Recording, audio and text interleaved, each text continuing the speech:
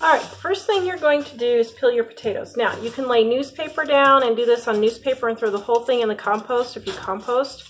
If you use the trash, just use a trash bag and peel it in there. Then, when you're all done, you can just gather it up and throw it in the trash. Okay, now I rinse the potatoes off when they're big like this because then I don't risk dropping any down the drain. So I'm going to get them rinsed off and then we're going to cut them up. Now this is my mom's trick. When you're making mashed potatoes, don't cut them into little pieces like this. This is the traditional way. Don't do that.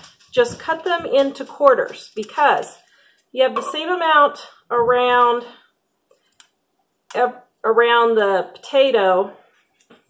Now maybe this one I would do one more, but if you just quarter them, then you don't have to do so much cutting. So thanks, Mom, for that handy dandy tip there.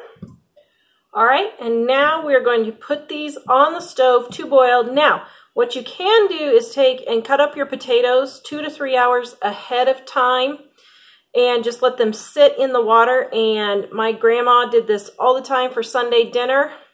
Then just turn on the potatoes when you get home to start cooking and you're getting your dinner together and they're piping hot when they're done.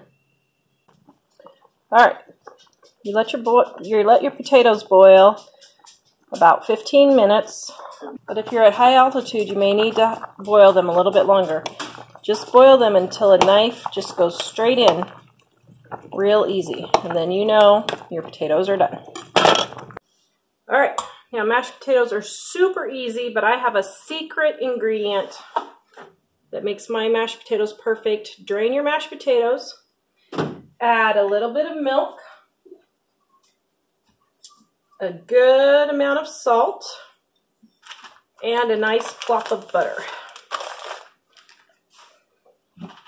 Then, here's the secret ingredient. Add about a tablespoon of sugar. Don't leave the sugar out. It does not make your mashed potatoes sweet. Then you're gonna mix until well blended. Now, if they're not quite creamy enough, add just a titch of milk and mix some more.